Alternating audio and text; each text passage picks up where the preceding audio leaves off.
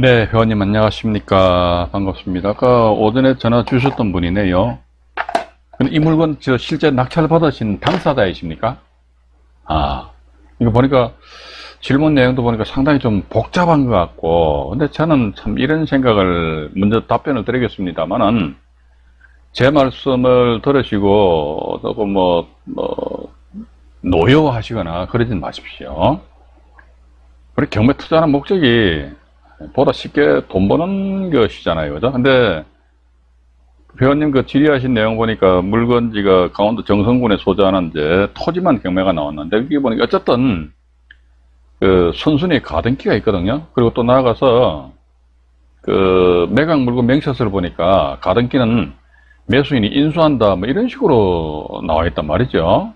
근데 이런 상황에서 우리가 만약에 이 물건을 돼가지고 회원님이 제3자 입장이라면요, 조금 오버하시는 것 같아요. 제가 볼 적에는. 가등기를 왜 설정했을까요? 그런까지 우리가 알 필요가 뭐 있습니까? 일단 그 경매 정보지를 보면서 제가 하나하나 말씀드리도록 할게요. 먼저 우리 질문하신 내용부터 보죠요. 2024경에 849호 물건이고요. 6필지고, 그 다음에 여기 보시게 되면은 뭐 저도 개략적으로 그 등기부등본 보니까 땡땡 법인에서 농업법인이더라고요. 매수하기 전에 가등기가 되어 있긴, 한마디로 가등기가 된 상태에서 또 저당권이 설정되고, 그죠? 그러고 나서 뭐 가등기 설정 이후에 또 농업법인인가 법인에서도 이걸 소유권을 가져갔더라고요. 이건 뭐 어떻게 보면 정상적인 거래로는 볼 수는 없겠지요. 그죠? 이 보니까 이 토지상에 저당권이 설정된 것은 2019년 11월 6일입니다. 그러니까 농업법인에서 2019년 10월 28일 날 소유권 이전했잖아요. 그죠? 근데 또 보니까 토지상에 또 저당권이 설정돼서, 이 저당권자의 사람도 보니까 정상적인 거래라면은 선순위에 가등기가 있는데 왜 저당권을 설정하냐. 저당권을 설정해 줄 이유가 없다는 거란 말이에요. 저당권이 2019년 11월 6일 날 그 저당권을 설정했더라고요. 물론 이제 이런 물건에 이제 회원님이 당사자가 아니시니까 뭐 궁금해 하셔가지고 이렇게 질문하신 것 같은데요. 뭐 일단 제가 아는 범위 내에서 답변을 드리도록 할게요. 앞으로는 이제 이런 쪽보다는 어쨌든 우리가 그 경매 투자에 따른 어떤 그 수익성이 보장이 되느냐 이런 쪽으로 어떤 그 방점을 찍으셔야 될 것 같아요. 그죠? 괜히 왜 저 사람이 왜 가등기 해가지고 왜 작업을 했을까요? 그럼 낙찰자, 경매 투자자하고 뭔 관계 있습니까?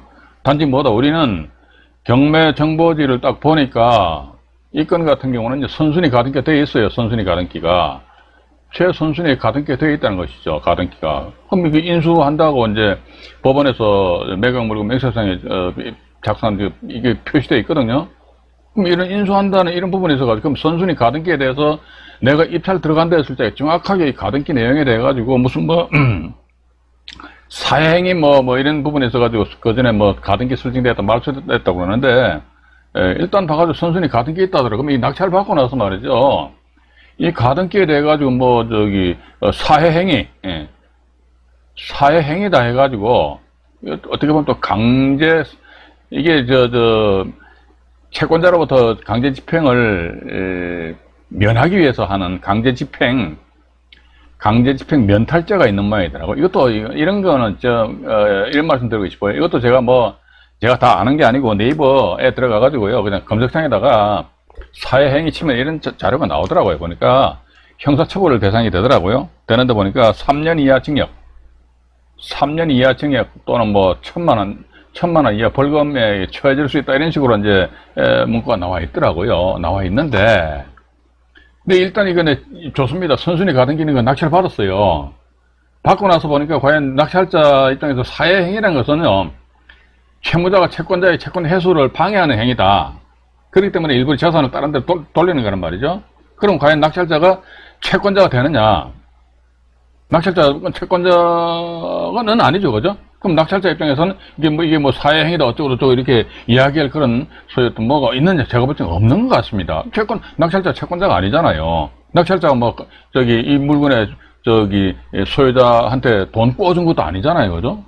돈 꿔줬다면 모르죠. 근데 돈 꿔준 게 아니기 때문에 채권자가 아니더라. 그러면 가등기가 나중에 본등기방 해버린다면요, 낙찰자 소유권을 상실을 할 그런 여지가 충분히 있지 않겠느냐 하는 그런 생각 가지면서 질문 내용 보니까 가등기 순위는 이거지 않습니까? 등기는요, 등기 원인난과 보면 등기부등본 보시게 되면 원인난과 접수 날짜가 있어요. 접수 날짜 기준합니다. 예, 접수 날짜, 접수 날짜 기준해 가지고 이걸 가지고 이제 판단을 하는 것이지요. 이건 기본이겠지요. 이런 경우는 기본이다. 일단 그렇게 보시고, 두 번째, 일부 필지의 가등기 후순위고 나머지만 선순위라면 이거 가정하신 겁니까? 아니면 진짜입니까? 이게 저는요, 제가 사실 질문 중에서 제일 싫어하는 유형이 뭐냐면요, 가정을 하는 거예요. 혼자서 질문하시는 거, 소설을 쓰시는 그런 분들이 계세요. 만약에 이래 했다면은 어떻게 될 것인가? 그런 건 답변할 가치가, 일고의 가치도 없다. 저는 그렇게 보고 있는데, 이게 일부 필지의 가등기 후순위고 나머지만 선순위라면, 이게 보니까 가정을 하신 거 보니까 나머지 이게 땅이 전체 6필지인데 6필지 전부에 대해서 이 등기부등본 확인해 보셨습니까? 만약에 확인해 보시다면 이 등기부등본은 6통은요, 여기 파일에다 파일 첨부를 해 주셔야 된다고요. 그죠? 근데 최악의 경우에는 가정에서 후순위 가등기인 물건의 가치만을 예상하고 입찰을 하면, 그렇죠. 봐가지고, 선순위 가등기 있다. 근데 가등기 본등기 친다면 소유권, 낙찰자 소유권 상실하잖아요. 그죠? 근데 나머지 예를 들어 전체 땅이 6개인데, 그 중에서 3개는 보니까 선순위에 가등기가 있고, 나머지 3개는 보니까 후순위로 가등기 되어 있다. 그럼 후순위 가등기 되면 이게 말소돼 버리잖아요. 그죠? 그러면은, 최악의 경우 뭐다? 후순위 가등기 요거니까, 이거. 여기 요 물건 3건에 대한 어떤 가치만 판단해가지고 입찰 참여를 하면 되겠지요. 하고 나머지 선순위 가등기 됐다. 이 사람 나중에 본등 깨버린다면 낙찰자는 소유권 상실하면 손 털고 나오면 될 거 아닙니까? 그죠? 또 세 번째 보니까 일부 필지의 가등기는 말소되어서 후순위로 되었지만 일부 필지는 선순위로 살아 있습니다. 이게 제가 등기부등본을 좀 첨부를 해 주셔야 된다 이거죠. 그죠? 안 그러면 제가 일일이 제 돈 들여가지고 등기부등본 발급받을 수는 없는 거 아닙니까? 질문하시는 분 입장에서 봐가지고 당연히 그 첨부를 해 주셔야 되는데, 어쨌든 후순위로 되었지만 일부는 선순위로 살아있다 이거죠. 선순위 필지는 낙찰자가 별도로, 이거 아까 말씀드렸잖아요. 어떤 소송 제기하실 건데 해봐가지고 모르죠. 허위 통정 의사 표시에 의한 가등기 말소 소송 이렇게는 할 수는 있겠지요. 그죠? 할 수 있고, 또 다른 필지의 이제 사회행위라는 것은 낙찰자는 아까도 말씀드렸는데 채권자가 아니기 때문에, 이제 제 개인적인 생각이에요. 채권자가 아니기 때문에 과연 사회행위 취소를 원인을 해가지고 소송을 제기할 수 있겠는가? 반복해서 말씀드립니다만, 사회행위라는 것은 채권자의 채권 회수를 방해하는 행위로서 즉 채무자는 자기 어떤 채권자로부터 강제집행을 면하기 위한 것이기 때문에, 이런 경우는 강제집행 면탈죄에 해당이 된다면입니다. 저도 가정입니다. 강제집행 면탈죄에 해당이 된다면은 3년 이하의 징역, 1천만 원 이하의 벌금형에 처해질 수도 있다. 일단 그렇게 나와 있더라고요. 그래서 사회행위로 해서 선순위 가등기가 말소되었으므로 성소 확률을 높다고. 글쎄요. 저는 이런 거 저한테 질문하시면 안 됩니다. 이런 건요, 이거 저 변호사들한테 질문해도 안 됩니다. 왜냐면 변호사들도 몰라요, 봐가지고. 일단 사건이 수임이 되면요, 제 아들내미도 변호사입니다만은, 사건이 수임이 되면 일단 수임을 받아요. 받은 상태에서 본인들이 이기면 성소 사례금 받는 것이고, 지면 끝나는 거예요, 봐가지고. 그렇지, 변호사들 입장에 가지고 100% 이깁니다, 집니다. 이거 있을 수가 없어요. 그래서 이게 성소 확률은 높다고, 이건 저한테 질문하시면 안 되고요. 또 4번 보니까 땡땡 법인은 2019년도 왜 굳이 시골 지역에 공장을 짓고 가등기 작업을 하였는지 의문스럽습니다. 이거 제가 잘 모르겠습니다. 왜냐면 제가 이 농업법인의 대표이사가 아니기 때문에 이거 잘 모르겠다는 것이죠. 실력이 무엇일까요? 글쎄요, 제가 당사자가 아니라서 모르겠네요. 2019년도부터 시간적으로도 너무 적은 시간 갖고 채권자의 돈을 유용하고자 작업한 것이라면 굳이 시골의 땅을, 이런 질문은요, 상당히 막연한 질문인데요. 참 안타깝네요. 안타까워. 이게 제가 저도 이 앞에서 이런 질문을 하시는 분 보면요, 그냥 말 그대로 현실적인 거, 이 물건 배팅하려고 그러는데 어디를 조심해야 되며, 이런 쪽이, 이게 이 물건이 낙찰된 거 아닙니까? 그죠? 낙찰된 물건에 대해서 우리가 어떤 왜 이 사람들이 가등기 작업을 했는데 의심스럽다. 그걸 제가 어떻게 합니까? 알 방법이 없잖아요. 그죠? 제가 점쟁이도 아니기 때문에 모르겠다는 것이죠. 5번 보니까 경매로 일부 채무는 변제되더라도 자녀 채무에 대해서 농업법인이 부채를 갚아야만 하지 않나요? 혹시 법인이 망하게 되면 대표에게 였는데, 이게 뭔 말인가요? 경매로 일부 채무는 변제되더라도 자녀 채무에 대해서, 그렇죠. 봐가지고 이 사람들이 일단 이 물건 같은 경우에 아마 소유자가 이게 경매 누가 집어넣습니까? 저당권자가 경매 집어넣나요? 잠깐만요. 잠깐만요. 보입시다. 저당권자가 경매 신청했나, 누가. 저당권자가 경매 신청을, 제가 봐도 짜고 치는 고스톱 같아요. 근데 남의 일이라서 제가 고스톱 같다라고 이야기한 것이지, 고스톱이라고 이야기는 안 했습니다. 고스톱일 수도 있겠다, 이거지. 가등기 설정한 상태에서 저당권을 설정하고, 또 보니까 농업법인에서 또 소유권을 넘기게 받았고, 또 보니 임의경매해가지고, 저당권자의 사람이 또 이랬듯이, 이렇게 경매 신청했잖아요. 경매 신청하는데 또 뒤에 보니 가처분이 돌았어요, 가처분. 이 가처분은 뭐냐니까, 요 농업법인으로 소유권 이전된 거 있잖아요. 이거 소유권 이전된 이 부분에 있어가지고, 다시 원상복귀하라. 이 임모시 앞으로 소유권을 넘겨라라는 그런 가처분인데요. 지금 제가 보고 있는 스피드 옥션에는 가처분이 하나 나와 있는데, 지금 실제 보면 가처분이 2건이 설정이 되어 있더라. 일단 그렇게 보시면서, 글쎄, 이게 명명백백하게 인수된다고 이렇게 나와 있고, 또 이 건 같은 경우는요, 지상에 건물이 있잖아요. 건물이 있는데, 토지 소유자가 보니까 임모신데요. 임모신데, 이분이 언제 2014년도 11월 25일자 토지에 대한 소유권을 취득을 했어요. 그리고 건물도 보니까 자기 앞으로 등기되어 있어요. 등기되어 있는데, 건물에도 보니까 언제 2016년 10월 6일자로 해서 보존 등기를 했습니다. 보존 등기를 한 상태에서 아마 이 건물에는 이게, 이 저당권을 설정하는 것 같아요. 그렇죠? 이게 제가 이해가 안 가요. 이 사람이 진정 돈을 구워준 사람이다 그러면 토지하고 건물에도 임모샵으로 소유권 인증 등기되어 있으니까 토지 건물을 같이 일괄로 해서 담보를 잡아야 될 거 아닙니까? 근데 땅만 딱 담보를 잡았더라고. 그러고 나서 토지를 경매를 신청했는데, 자, 그렇다면 이 경우 같은 경우 토지를 경매 신청해서 이제 만약에 토지는 소유자가 임모시고요. 건물은 만약에 A씨가, 건물은 임모시고 토지가 만약에 A라는 사람이 낙찰을 받았다 치자기다. 나라는 사람이. 자, 이렇게 하게 되면 과연 이 지상 건물이 임모시인데 이 임모시는 토지에 대한 어떤 법정 지상권이라는 권리를 가질 것인가? 이게 보니까 토지상의 저당권은 언제 설정되었느냐 하니까 저당권 설정이 여기 나와 있잖아요. 2019년 11월 6일날 저당권 설정됐거든요. 그럼 법정 지상권 성립 요건이 보면은 첫 번째가 토지 소유자와 건물 소유자가 같아야 되고, 두 번째 토지상에 저당권이 설정될 당시에 지상에 건물이 있어야 된답니다. 그러면 토지상에 2019년 11월 6일자 저당권 설정했죠. 그 당시에 지상 건물이 있었잖아요. 또 토지와 건물 소유자 동일했죠. 세 번째 보니까 또 뭡니까? 경매로 토지 소유자와 건물 소유자가 달라져야 되죠, 그죠? 네 번째 보니까 이 저당권은 대법원 이게 2008-43601호 판결인가요? 그것에 의해 가지고 단독 저당해야 되고, 근데 보니까 보세요. 이 땅에만 담보 잡았단 말이에요. 그죠? 건물은 담보 안 잡았어요. 이거 단독 저당입니다. 그러면요, 1번, 2번, 3번, 4번 요건을 건물이 다 갖춰버렸어요. 따라서 이 땅 낙찰 받으신 분 있잖아요. 이 사람 입장에 봐가지고, 건물 소유자 임모 씨한테 가가지고, 건물 철거해! 라고 못한다는 것이. 왜냐면, 지상 건물은 땅을 사용할 수 있기 때문에. 그런데, 우리 회원님 지료의 내용을 보게 되면은 지료에 대해서 언급을 잠깐 하신 것 같은데, 잠깐 보죠. 지료에 대해가지고,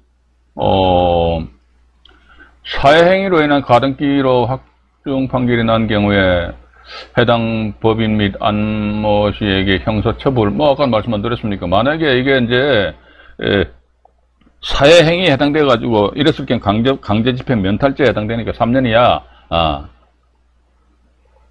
1,000,000원 이하의 벌금형에 처해질 수도 있다. 일단, 그렇게 보고요. 아까 질문 보니까 치료에 대해서 언급을 잠깐 하신 것 같은데, 치료에 대해서 어딨나요? 봐가지고,